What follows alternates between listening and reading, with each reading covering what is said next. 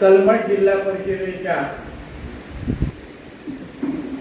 महायुतीच्या कार्यकर्ता संवाद मेळावा त्या निमित्ताने आपण सर्वजण इथे उपस्थित आहोत।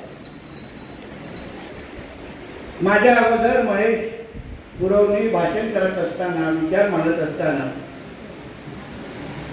एक अतिशय योग्य वाक्य वापरलं की कलमठ जिल्हा परिषद हा मतदारसंघ हा सन्मान्य राणे साहेबांचा घरचा मतदारसंघ आहे, कौटुंबिक मतदारसंघ आहे। ज्या वरवडे गावामध्ये राणे साहेबांचा जन्म झाला तो ह्या मतदारसंघामध्ये येतो। म्हणून आज आपल्याशी बोलत असताना आम्ही आमच्या राजकीय कार्यकर्त्यांशी बोलत नाही आहोत, पण आमच्या कुटुंबाची सदस्याशी बोलतोय अशी भावना या निमित्ताने आमच्या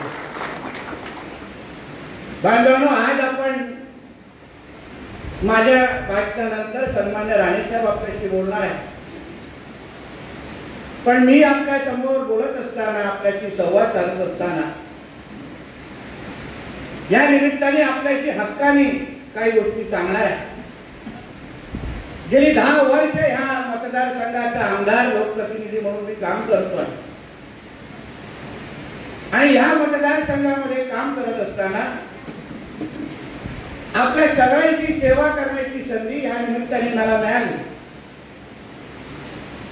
या कलमठ जिल्हा परिषद मतदारसंघाच्या प्रत्येक गावामध्ये प्रत्येक घरापर्यंत मी पोहोचण्याचा प्रयत्न केलेला आहे। आपण व्यक्त केलेल्या सगळ्या अपेक्षा की ह्या गावामध्ये हे विकास काम झालं पाहिजे, या गावामध्ये आमच्या अशा अडीअडचणी आहेत त्या सगळ्या अडीअडचणी आम्ही आमच्या माध्यमातून पूर्ण करण्याचा प्रयत्न केलेला आहे। या सभागृहामध्ये त्या गावाचे निवडून गेलेले सरपंच आणि सदस्यही उपस्थित आहेत। काही महिन्या अगोदरच ग्रामपंचायतीच्या निवडणुका झाल्या, ज्यांना ह्या लोकसभेच्या निवडणुकीच्या अगोदरचा मी 2020च्या टुर्नामेंट म्हणेन आणि ती 2020ची टुर्नामेंट आपण मोठ्या जल्लोष आणि उत्साहाने जिंकली असं मी अभिमानाने सांगू शकतो। कारण का जे सरपंच निवडून गेले ते का नुसतं घासून निवडून गेले नाहीत, पण मोठ्या फरकाने या मतदारसंघाच्या त्या गावाच्या लोकांनी त्यांना निवडून दिलेला आहे। कलमठची निवडणूक असेल, आमच्या वरवड्याची निवडणूक असेल, पिशेकामची सगळ्याच निवडणुका अशा गावाच्या लोकांनी आम्हाला बिनविरोध सरपंच आमच्या महेश गुरवजींना निवडून दिलेला आहे। म्हणून त्या गावाच्या जनतेबरोबर जनतेमध्ये आमचा असलेलं विश्वासाचं जे नातं आहे, त्या नात्याच्या आधारे आज मी ह्या लोकसभेच्या निमित्ताने आपल्याला विनंती करण्यासाठी उभा आहे। येणाऱ्या 7 मेला जेव्हा लोकसभेची निवडणुकीसाठी मतदानासाठी आपण जाऊ, तर ह्या जिल्हा परिषदेमध्ये आपण राणे साहेबांना विश्वास दिला पाहिजे की जसं आपण ग्रामपंचायती निवडणुकीमध्ये राणे साहेबांच्या विचाराच्या सरपंचाला उमेदवाराला 80 ते 85% मतदान केलं, तसं ह्या निवडणुकीमध्ये जिथे स्वतः राणे साहेब समोर असतील तेव्हा आपल्याला 90-95% मतदान करून आपल्याला ह्या कलमठ मतदारसंघातून आपल्याला जास्त लीड द्यायची आहे। माझ्याकडे प्रत्येक सरपंचाच्या निवडणुकीचे आकडे आहेत। मी माझ्या सरपंचाच्या उमेदवारांना त्याच्या सहकाऱ्यांना मी सांगेन, आपल्या निवडणुकीसारखं आपल्याला यंत्रणा लावायची आहे। तुम्हाला जसे मतदान मिळालं, जेवढं मतदान मिळालं, मला त्याच्यापेक्षा जास्त हवंय, 1% कमी चालणार नाही। सगळ्यांचा हिशोब घेऊन बसणार आहे 4 जूनला, कारण का त्याच्यानंतर परत आमदाराकडे यायचंय निधी मागण्यासाठी आणि मग अगर 4 जूनला मला पाहिजे तसं लीड अगर भेटलं नाही आणि मग मागणी असलेली निधी अगर वेळेत मिळाली नाही तर तक्रार करायची नाही हे मी या व्यासपीठाच्या निमित्ताने सांग, कारण का मी हक्काने मी आपल्याकडून मागतोय. असं नाही आहे की कधीही तुम्ही आमच्याकडे आलात, आमदार म्हणून आलात, आमच्या पालकमंत्र्यांकडे आलात, आमच्या कुठल्याही लोकप्रतिनिधीकडे आलात आणि त्यांनी आपल्याला खाली हात पाठवला, असं कधीच झालेलं नाही. म्हणून आज जेव्हा आम्ही आपल्या समोर मागायला उभे आहोत तर मला भरघोस मतांनी राणे साहेबांचा विजय ह्या निमित्ताने इथे पाहिजे म्हणजे पाहिजे. कुठलीही तडजोड होणार नाही. जी यंत्रणा लावलेली होती, मला सरपंचाच्या वेळी मी फार जवळून या निवडणुका पाहत होतो, कारण का कलमटची चर्चा तर नुसतं कणकोलीत नाही पुऱ्या जिल्ह्यामध्ये होतो. ऐतिहासिक निवडणुका झाल्या तेव्हा कार्यकर्ते काय पळालेले, काय यंत्रणा लावलेली, कोणाकडे चमत्कार, कोणाकडे नमस्कार, सगळ्या गोष्टी फार जवळून पाहतो है ना संदीप. मग आता काही वेगळी यंत्रणा लावायची गरज नाही. आपल्याला फक्त मतांची बेरीज लावायची आहे, हिशोब करायचा आहे. जेवढ्या मतांनी संदीप मेस्त्री कलमटपणे निवडून आले त्याच्यापेक्षा 20% तरी जास्त मतदान आपल्याला कलमट गावामध्ये मिळालंच पाहिजे. बरोबर आहे, कमी नाही. तर काका हो बोलले तर मग काय विषयच राहत नाही, कारण का त्या सरपंच आपल्या जनतेने दिल्यानंतर त्या दिवसापासून आतापर्यंत किती कोटीचा निधी त्या गावामध्ये आलाय ह्याचाही हिशोब सरपंचांनी आपल्या गावाच्या समोर मांडला पाहिजे. आम्ही काय सरपंच आपण निवडून दिलात आणि आम्ही लगेच त्या गप्प बसलो नाही. ज्या ज्या मागण्या, जे जे शब्द त्या आमच्या कार्यकर्त्यांनी दिले होते, जे जे महत्वाची प्रकल्प आपल्याला ज्या पाहिजे होते सगळे सगळी कामं मार्गी लागलेले आहेत. म्हणजे कलमटमध्ये तर आचारसंहिता लागण्याच्या 48 तास अगोदर कलमटाच्या ज्या पर्यटनाच्या अंतर्गत जे काही 5 कोटी निधीची मागणी होती, आमच्या गिरीश महाजन साहेबांनी ती 48 तास आचारसंहिता लागण्याच्या अगोदर पूर्ण करून दिले. म्हणजे ह्या 4 जून झाल्यानंतर आणि विधानसभा लागण्या अगोदर जे सुशोभीकरणाचे जे महत्वाचे प्रकल्प आहेत ते पण आपल्याला येणाऱ्या ह्याच वर्षामध्ये बघायला मिळतील आणि वेगळं चित्र आपल्याला या काही गावामध्ये पाहायला मिळेल. तशीच परिस्थिती आशेमध्ये आहे, तशीच आमच्या वरवड्यामध्ये तर काही चिंताच नाही. दोन्ही गट आहेत ते पण आपलेच आहेत आणि हक्काने सांगतात, जिंकलं तरी राणेसाहेब, हारलं तर दोन्ही बाजू आम्ही जाऊ, काय चिंता करू नका. आम्हाला आता सवय झालेली आहे, बॉल इथं पडला काय तिथं पडला काय, बॉल आपलाच असतो, काय चिंता होत नाही. पण ह्या निमित्ताने दोघांनी मला येऊन सांगितलंय की साहेब अन्य सगळ्या गोष्टी चालतील, पण राणे साहेबांच्या निवडणुकीमध्ये आम्ही तडजोड करणार नाही. आम्ही एक संघ राहू. आमच्या वरवडे गावामध्ये आम्ही 100% मतदान हे राणे साहेबांनाच करतोय, यावर आमची आता यंत्रणा पूर्ण लागलेली आहे. म्हणून अशा पद्धतीने ह्या कलमट मतदारसंघामध्ये ताकदीने आपल्याला ह्या मतदारसंघामध्ये लीड द्यायची आहे. जवळपास झालेल्या मतदानामध्ये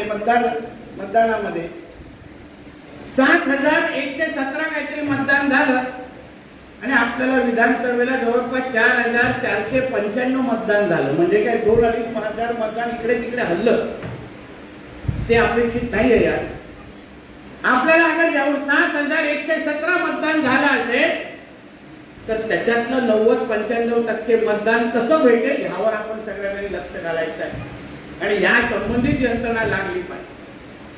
आणि एक तुम्हाला सांगतो, राणे साहेबांची ही या जिल्हा परिषद न्याय ही आता एकच बैठक आपल्याला मिळणार. राणे साहेब आपल्याशी बोलणार आणि मग आपल्याला राणे साहेबांना विश्वास द्यायचा आहे की साहेब तुम्ही अन्य जिल्ह्याकडे रत्नागिरीकडे लक्ष द्या. आमचा हा कलमट विभागचा मतदान तुम्ही 4 जूनला मोजून घ्या, इथे सर्वात जास्त मतदान या इथे झालेलं असेल. हा विश्वास तुम्हाला राणे साहेबांना या निमित्ताने द्यायचा. आपल्याला आपल्या पद्धतीने प्रत्येक गावागावामध्ये आपल्याकडे हातामध्ये 1+30 ची यादी आहे. प्रत्येकाकडे 30 मतदाराची जबाबदारी दिली आहे. प्रत्येकाने त्या 30 मतदारांपर्यंत 7 मे पर्यंत पोहोचायचं आहे. म्हणून त्या निमित्ताने हा इकडे आपल्याला यंत्रणा चोख लावायला लागेल. विरोधक आपल्या इकडे या निमित्ताने येतील. तुम्ही विचारा की आज काहीतरी खासदार आम्ही ऐकलं आमच्या वरवड्याकडे कुठतरी येऊन गेले, आहेत एक दोन कोणतरी आपल्यातले जे येऊन मुद्दामून आणण्याचा प्रकार करतात. चाललंय बोलणी हम लोग घेऊ कधी नाही तो उद्या. पण हे सगळे जे विषय चालले ते आपल्या ह्या मतदारसंघामध्ये बंद झाले पाहिजे. जो खासदार म्हणून विनायक राऊतांनी ह्या जिल्हा परिषदेसाठी काय केलं या निमित्ताने त्याला प्रश्न आपण लोक विचारला पाहिजे. इथे जेव्हा त्यांची काय खळा बैठकच्या निमित्ताने येतील मुद्दामून जावा विचारा की तुम्ही हे जे खळा बैठकीच्या निमित्ताने त्याचे आलात या गेली 10 वर्षामध्ये खासदार म्हणून तुम्ही नेमकं काय केलं हा प्रश्न तुम्ही मुद्दामून त्याला लावून विचारलं पाहिजे. आक्रमकतेने विचारा की बाबा तुम्ही जे फक्त इथे राणे साहेबांना टीका करायला येत आहे, फक्त इथे आमच्या विरोधात बोंबलायला येत आहे, पण जेव्हा आम्हाला निधीची गरज होती, जेव्हा आम्हाला इथे अडचणी आल्या तेव्हा आमचा खासदार आम्हाला दिसला नाही, हे अधिकाऱ्यांनी तुम्ही लोकांनी सांगितलं पाहिजे. आपल्याला शेवटी दिल्लीमध्ये आपलं वजन असलेला खासदार आपल्याला तिथे पाठवायचा. असंख्य महत्वाचे मुद्दे असतात, आपल्याला अडचणी असतात, केंद्र सरकारशी बोलायचं असतं, तेव्हा आपल्याशी आपण कोणाकडे जायचं खासदार म्हणून कोणाशी बोलायचं हा प्रश्न आपल्या समोर येतो. आमदार म्हणून मी काय केंद्र सरकारकडे बोलण्याचे माझे लिमिटेशन आहे. माझं कार्यक्षेत्र हा राज्यापुरतं आहे, माझ्या मतदारसंघापुरतं आहे. पण दिल्ली सरकारशी बोलायचं असेल, केंद्राशी बोलायचं असेल तर तशा पद्धतीचा लोकप्रतिनिधी आपल्याला निवडून द्यायलाच पाहिजे. म्हणून आपल्याला ह्या निमित्ताने मी सांगेन की चला आपण सगळेजण नाक बसून ज्या पद्धतीने आपण आपल्या ग्रामपंचायतीची, आपल्या जिल्हा परिषद आणि आपल्या पंचायत समितीच्या निमित्ताने फिरतो, यंत्रणा लावतो, त्याच पद्धतीची यंत्रणा आता लावण्याची अपेक्षित आहे. फार बारकाईने तुम्ही बघा काय काय चाललंय, कुठल्या पद्धतीने आपण ज्या ज्या गावामध्ये निधी दिली आहे. एक तुम्हाला सांगतो, काही आपल्यातले काही विषय असतात ज्याचा परिणाम आपल्याला लोकसभा किंवा या मोठ्या निवडणुकीमध्ये होतो. मी त्या सगळ्या लोकांना सांगेन, तंटे विंटे जे काय छोटे मोठे गावामध्ये असतात आणि मग तो दुसरा विचार करतो की त्याला ह्याची जिरवायची आहे ना, मी लोकसभेला विरोधात मतदान करतो. असंच चालणार नाही. जेव्हा त्याची निवडणूक येईल तेव्हा दाखव ना बाबा आता लोकसभेची आहे, उभा राहील कधी ना कधी, तेव्हा आपण बघू, तेव्हा मिटू. पण आता लोकसभेच्या निमित्ताने आज देश पातळीची निवडणूक आहे. आदरणीय मोदी साहेबांना मतदान करायचं आहे, आदरणीय राणे साहेबांना आपल्याला खासदार म्हणून तिथे संसदेमध्ये पाठवायचं आहे. म्हणून आपण एक संघ राहू, एक दिलाने खांद्याला खांदा लावू. या कलमठ जिल्हा परिषद मतदारसंघामधून जास्त जास्त मतदान कसं येईल यावर आपण लक्ष दिलं पाहिजे. प्रत्येक गावामध्ये मोदी साहेबांचे योजनेचे किमान 2 ते 3 लाभार्थी आहेत. त्या लाभार्थ्यांकडे गेलं पाहिजे, आपण बोललो पाहिजे, त्यांना आठवण करून दिली पाहिजे की हा जो काय तुम्ही लाभ घेताय हे आमच्या केंद्र सरकार आणि मोदी साहेबांच्या मुळे आहे. उद्या अगर चुकून दुसऱ्यांचं सरकार आलं तर ह्या योजना, ह्या लाभ बंद होऊ शकतात याची जाणीव तुम्ही लोकांनी त्यांना करून दिली पाहिजे. त्याला सांगितलं पाहिजे ज्या योजना भारतीय जनता पक्ष आणि एनडीएच्या सरकारच्या आहेत त्या योजना अगर चुकून दुसरं सरकार आलं, दुसऱ्यांचं बहुमत आलं तर ते सरकारच्या योजना बंद करून टाकणार. मग आपण काय करणार त्याबद्दल? म्हणून आपण सर्वजणांनी या गोष्टीची जाणीव आपण त्या आपल्या मतदार बंधू भगिनीला जाऊन करून द्यायला पाहिजे. त्या पद्धतीची त्यांच्याशी चर्चा केली पाहिजे, जाऊन बोललं पाहिजे.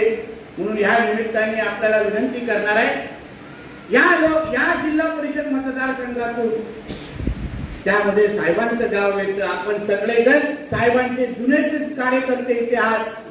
आपण एक ताकदीने, एक दिलाने या कलमठ मतदारसंघातून आपल्याला जास्त जास्त मतदान कसं होईल यावर आपण सगळ्या जणांनी लक्ष घालावं एवढीच विनंती मी आपल्याला करणार. मी जास्त बोलणार, सगळे मुद्दे साहेब आपल्या समोर बोलतीलच, पण माझं काम आहे आठवण करून देण्याचं. कारण मी रोज उठता बसता तुमच्यावर असतो, मला माहिती आहे कसं काय कुठे काय चालतं. या सगळ्या गोष्टी तुमच्यामध्ये असल्यामुळे बसल्यामुळे मला कळतात की बाबा कोणाची काय आहे, कोणाकडे कसं दिलंय, कोणासाठी कसं उभं राहिलं, या सगळ्या गोष्टी माहिती.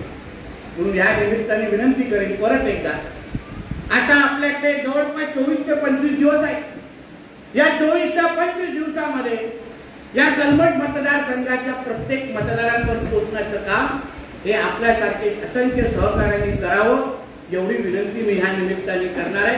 साहेबांना, महायुतीच्या उमेदवाराला जास्तीत जास्त मतदान देऊन आपल्याला हक्कानी 4 जूनला आपला हक्काचा खासदार निवडून द्यायचंय. एवढंच या निमित्ताने मी सांगतो. इथेच सांगतो. जय हिंद, जय महाराष्ट्र. ताज्या अपडेट्स आणि ताज्या बातम्यांसाठी आजच सबस्क्राईब करा आपला Sindhudurg digital news channel. Like करा, शेअर करा, कमेंट करा आणि महत्त्वाचं म्हणजे बेल आयकॉनला क्लिक करायला विसरू नका.